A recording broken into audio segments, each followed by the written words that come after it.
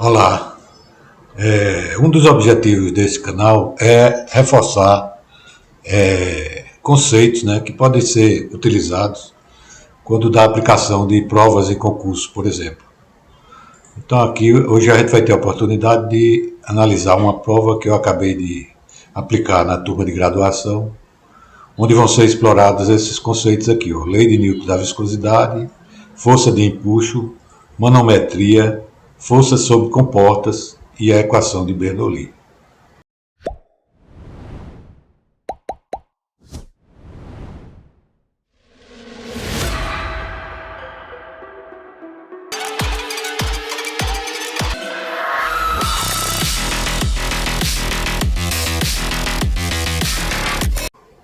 Antes de ir para a questão 1, vou lembrar três palavrinhas que começam com a letra C.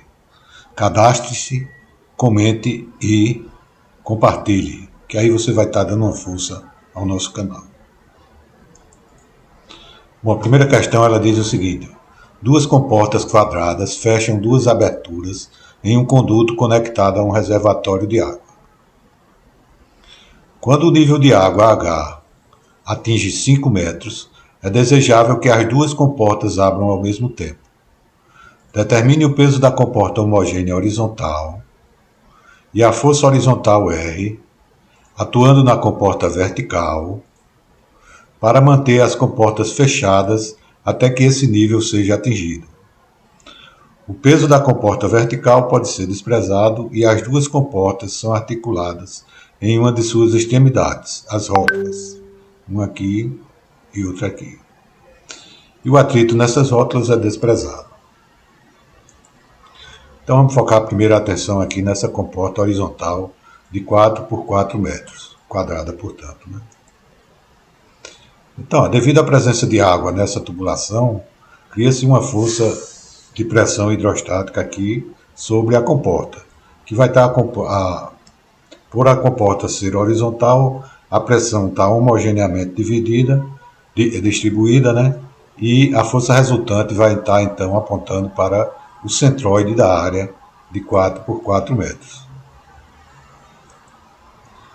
A gente viu na nossa aula 6, forças sobre superfícies submersas, que o cálculo da força resultante é feito por essa equação aqui, que multiplica o peso específico do líquido, no caso a água, vezes a profundidade do centroide, multiplicado pela área da comporta. Vimos também na nossa primeira aula, conceitos fundamentais, que o peso específico da água é de 9.810 newtons por metro cúbico. Então a força resultante vai ser 9.810. Vamos ver qual é a profundidade do centroide. O centroide está localizado aqui na área, né? Então ele vai estar nessa profundidade aqui, que é 5 menos 3, 2 metros de profundidade. E a área é 16, pois 4 vezes 4, 16. E aí a gente encontra a força resultante devido à pressão hidrostática embaixo da comporta de 313.920 newtons. E aqui a gente vai observar o seguinte: o peso da comporta também atua no centro de gravidade dela, né? E a sua linha de ação também passa no centroide da área que está aqui embaixo. E elas estão em sentido oposto, né? Então a força-peso vai anular a força resultante, o momento, né, causado pelas duas. Ou seja, como as linhas de força de FR e do peso da comporta W, né, passam pelo centroide em sentidos contrários, então o peso da comporta vai ser igual à força resultante, que é de 313.920 newtons. Então, resolvida a primeira parte, nós vamos focar agora a nossa atenção nessa comporta vertical. Ampliando aqui para ter maior visibilidade, a força resultante, né, devido à pressão hidrostática, vai estar atuando aqui na comporta. Ela também é calculada pela mesma equação, né, gama vezes a profundidade do centroide, vezes a área, gama da água 9.810, a profundidade do centroide. Observe que a superfície da água, né, a linha de superfície está aqui. Então, a profundidade do centroide vai ser essa distância linha da superfície até a posição do centroide, que seria a profundidade do centroide. Nesse caso, seria 5, né, até aqui, mais a metade daqui, que é 4, 2, então daria a profundidade de 7 metros.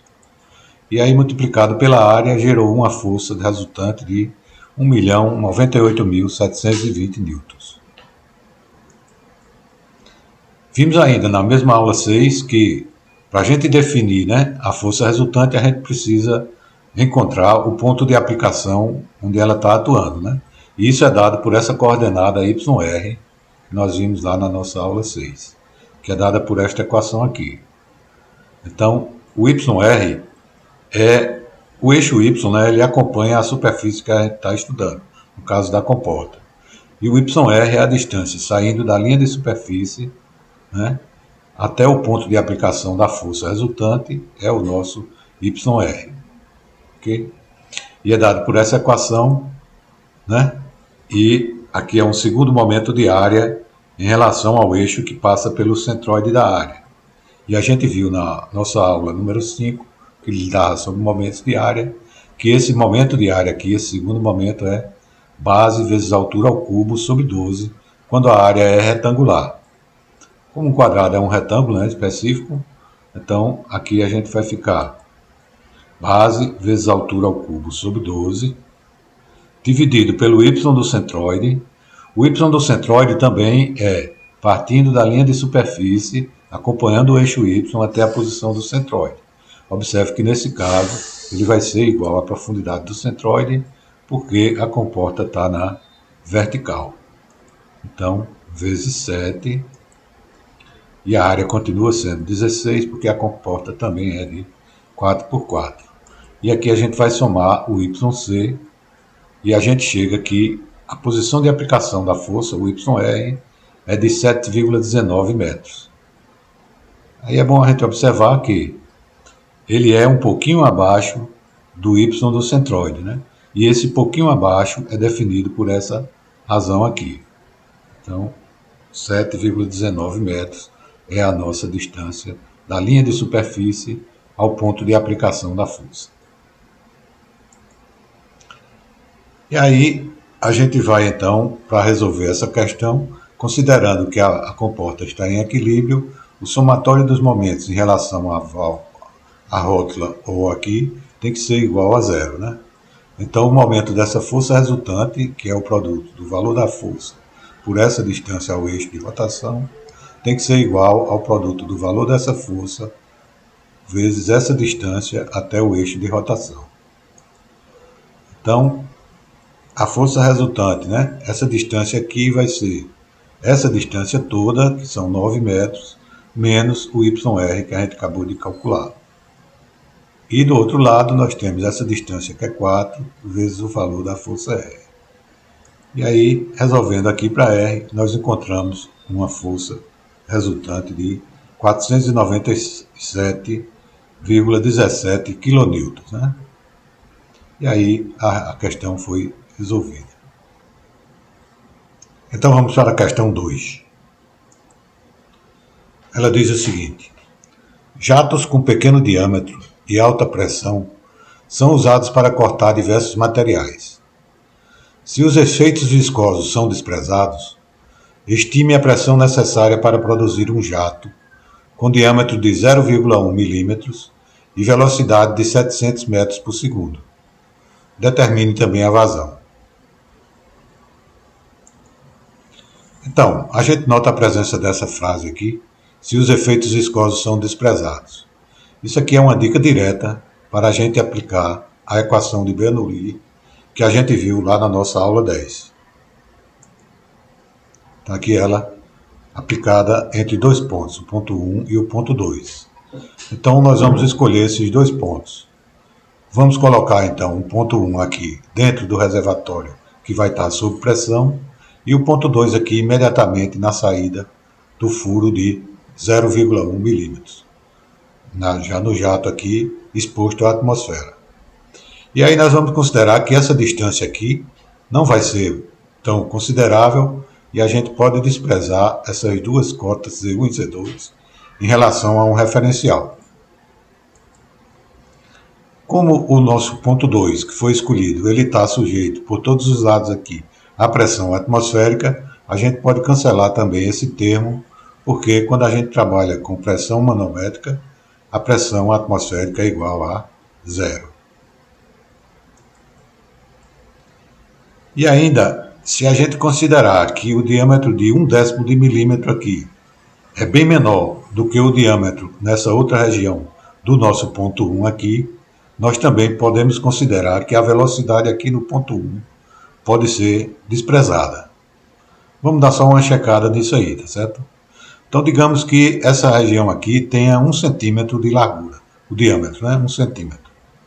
Então, se a gente observar aqui nessa régua, a gente dá para visualizar razoavelmente aqui 1 centímetro, né? Já 1/10 de milímetro, a gente talvez, com uma certa idade, a gente já não consegue mais enxergar aqui, né? Eu vou ter um pontinho aqui, talvez seja menor do que isso que a gente está vendo aí, esse diâmetro de 1/10 de milímetro. Se não dá ainda para a gente considerar que a gente pode desprezar a velocidade, aqui em vamos fazer algumas continhas. A lei da continuidade, né, a equação da continuidade ou da conservação de massa, ela nos diz que a vazão no ponto 1 tem que ser igual à vazão do ponto 2, já que não está se perdendo nada nessa trajetória aqui de 1 até 2. Nem está se adicionando nada de água, né? Então, a velocidade em V1 vai ser V2 multiplicado por essa razão de áreas aqui, né? Como a área é πd2 sobre 4, quando a gente divide uma área pela outra, vai ficar então aqui só a divisão do quadrado dos diâmetros. D2 ao quadrado sobre D1 ao quadrado. Então, se eu pegar, no nosso caso aqui, né, considerando mesmo essa velocidade alta de 700 metros por segundo, quando eu faço essa razão de diâmetros, a velocidade em 1 ela cai para 0,07 metros por segundo. Já dá para a gente desconsiderar? Acho que sim, né? Em relação a 700 metros por segundo. Mas vamos em frente. Esse número ele vai entrar aqui, ó, nesse termo, né? E aqui a gente vai elevar ao quadrado, dividir por 2 vezes g. Então, acho que quando no final a gente vai estar somando esse valor aqui irrisório no nosso resultado. Então, é razoável a gente considerar a velocidade aqui em 1 igual a zero. E aí a equação fica bastante simplificada, né? Então a pressão em 1, que é o que ele pediu, é o produto de gama vezes esse termo aqui, V2 ao quadrado sobre 2G. Resolvendo aqui, só jogando os dados, né? A gente chega numa pressão de 245 vezes 10 a sexta Pascal, ou 245 megapascal. Né? Para cortar concreto e aço aqui, você tem que ter uma pressão gigantesca, né? Para proporcionar essa energia cinética aqui nas moléculas de água, né? E aí, para completar também o que ele pediu, a vazão é só o produto da velocidade vezes a área. Fazendo aqui, a gente chega em 5,5 vezes 10 a menos 6 metros cúbicos por segundo. Né? Em metros cúbicos dá um número bastante pequeno, o que é razoável, né? O furo é de 0,1 milímetros. E assim a questão 2 também foi, né, resolvida. Vamos então para a questão 3.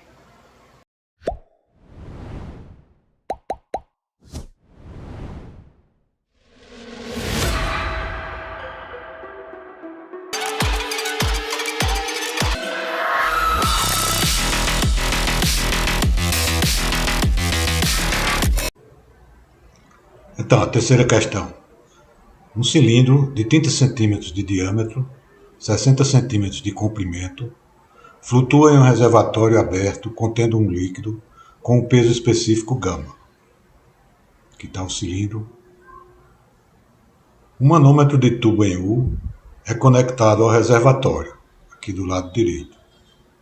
Quando a pressão no tubo A é de 690 pascal abaixo da pressão atmosférica, obtém-se os diversos níveis de fluido mostrados. Determine o peso do cilindro, observando que o topo do cilindro encontra-se nivelado com a superfície do líquido. Ou seja, o cilindro está totalmente imerso nesse líquido de peso específico que a gente não conhece ainda. Nós sabemos aqui que sobre esse cilindro estão atuando duas forças. Uma é a força de empuxo, pelo fato de ele estar mergulhado em um líquido, e a outra é o seu próprio peso.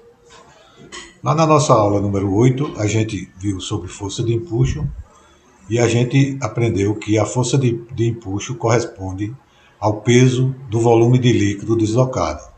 Então seria o gama do líquido vezes o volume do cilindro. Então, gama do líquido, aqui o volume, 30 centímetros de diâmetro e 60 de comprimento. Isso aqui dá o volume do líquido. Então, a força de empuxo vai ser 0,0424 vezes o peso específico do líquido.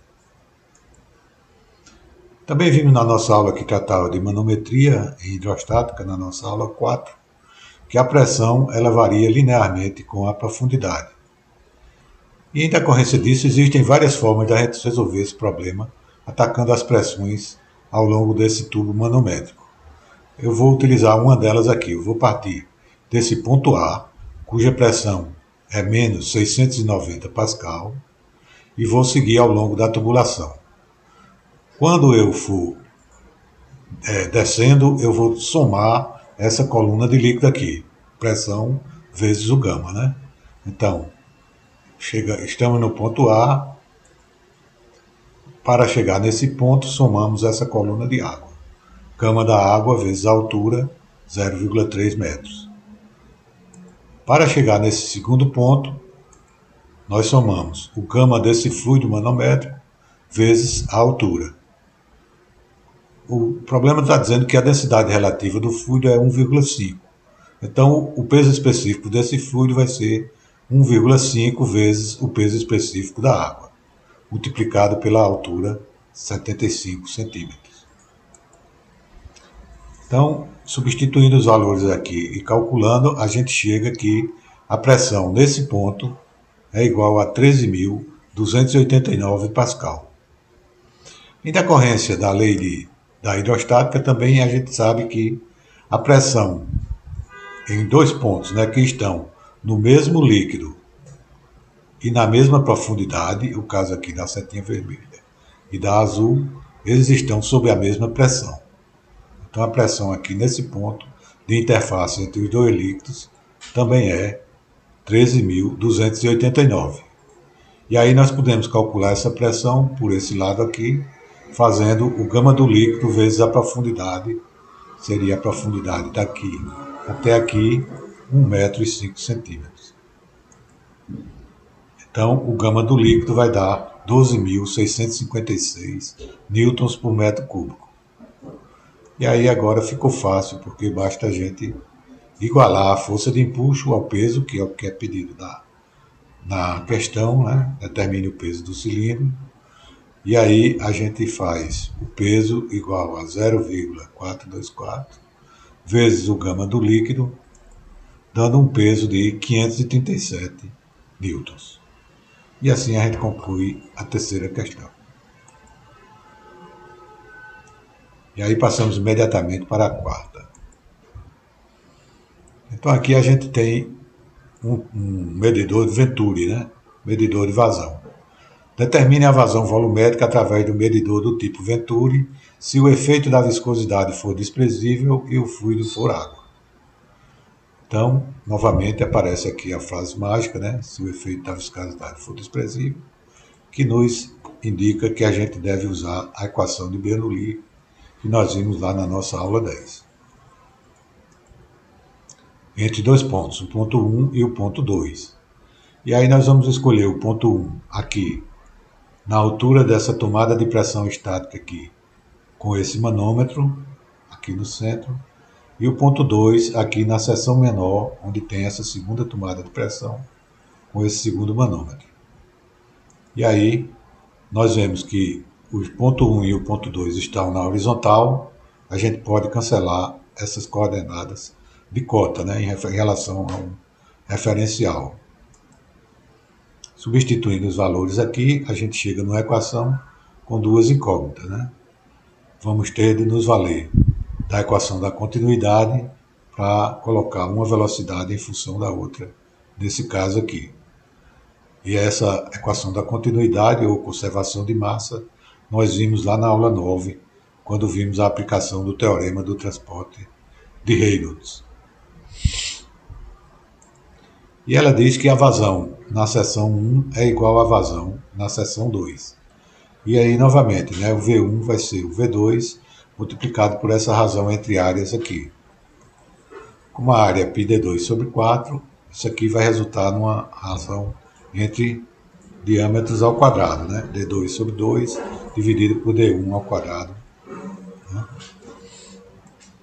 Então, colocando aqui, D2 é 0,019 metros e o D1 0,031. Fazendo aqui a razão, V1 igual a 0,376 V2. Já podemos jogar aqui nessa equação, né? E aí resolvendo para V2, okay, nós vamos chegar que a velocidade em 2 corresponde a 20,75 metros por segundo. E daí, para determinar a vazão que ele pediu, volumétrica, a gente pega essa velocidade e multiplica pela área de seção onde a gente calculou a velocidade. Então, 20,74 π, o diâmetro é 0,19, né? E dividido por 4 vai dar uma vazão em volume de 0,006 metros cúbicos por segundo. E aí a gente mata também essa questão número 4. E aí vamos para a nossa quinta e última questão. Uma aplicação da lei de Newton da viscosidade, e o problema diz o seguinte: um eixo de 25 mm de diâmetro é inserido em um mancal cilíndrico como mostrado. O lubrificante que enche o espaço de 0,3 mm, aqui a folga, né? Entre o eixo e o mancal é um óleo com viscosidade cinemática de 8 vezes 10 a menos 4 metros quadrados por segundo. E densidade, né, nesse caso relativa, igual a 0,91. Determine a força F necessária para inserir o eixo a uma velocidade de 3 metros por segundo, supondo linear a distribuição de velocidade no espaço entre o eixo e o mancal. Aqui vai ser uma aplicação da lei de Newton da viscosidade que nós vimos na nossa aula 2. E essa lei de Newton ela diz o seguinte: a tensão de cisalhamento, que é a razão entre a força que está puxando aqui o nosso eixo e a área que está envolvendo aqui, preenchendo a folga, envolvendo o cilindro, força sobre área, é igual à viscosidade absoluta vezes a variação da velocidade ao longo da folga y aqui, na vertical, né? E a gente viu que quando essa distribuição, o perfil de velocidades é linear, né, no caso de folgas bastante pequenas, a gente já pode colocar essa taxa de deformação aqui, direto colocando os valores da velocidade da placa dividido pela espessura da folga. Então a nossa força, né, vai ficar a viscosidade dinâmica, velocidade da placa dividido pela folga, vezes a área que está molhada pelo óleo lubrificante. Só que ele deu a viscosidade cinemática, né? E a gente sabe que a viscosidade cinemática é a viscosidade dinâmica dividido pela densidade. Daí a nossa viscosidade, que vamos usar aqui na nossa equação, a gente vai pegar esse valor e dividir pela densidade do fluido. Então vai ser 8,10 a menos 4, vou multiplicar, né? Vezes essa densidade do fluido é 0,91 a densidade da água. Então, a viscosidade absoluta deu 0,728 microsegundos por metro quadrado. Já podemos jogar então aqui na nossa equação. A velocidade da placa é de 3 metros por segundo. A nossa folga é de 0,3 milímetros, bastante pequena, né? E a nossa área vai ser o quê? Vai ser o perímetro do eixo multiplicado pelo comprimento. O perímetro é π vezes d, né? Que é igual a 2πr. π vezes o diâmetro, que é 25 milímetros, vezes esse comprimento aqui de meio metro. Então a força deu 286 newtons. E dessa forma a gente conclui a nossa prova. Eu não fui tão cruel assim com meus alunos, a gente vê aí que temos 5 questões, mas eu dei ao livre-arbítrio deles escolherem apenas 3 para eu colocar a nota no final, facilitando um pouco a vida dos meus alunos, né? E aí, o que vocês acham? Fui muito duro com os alunos? Agora eu vou lembrar novamente, vou incluir 4 palavras começando com C. Cadastre-se, comente, curta e compartilhe. Vem mais por aí, viu? Até lá.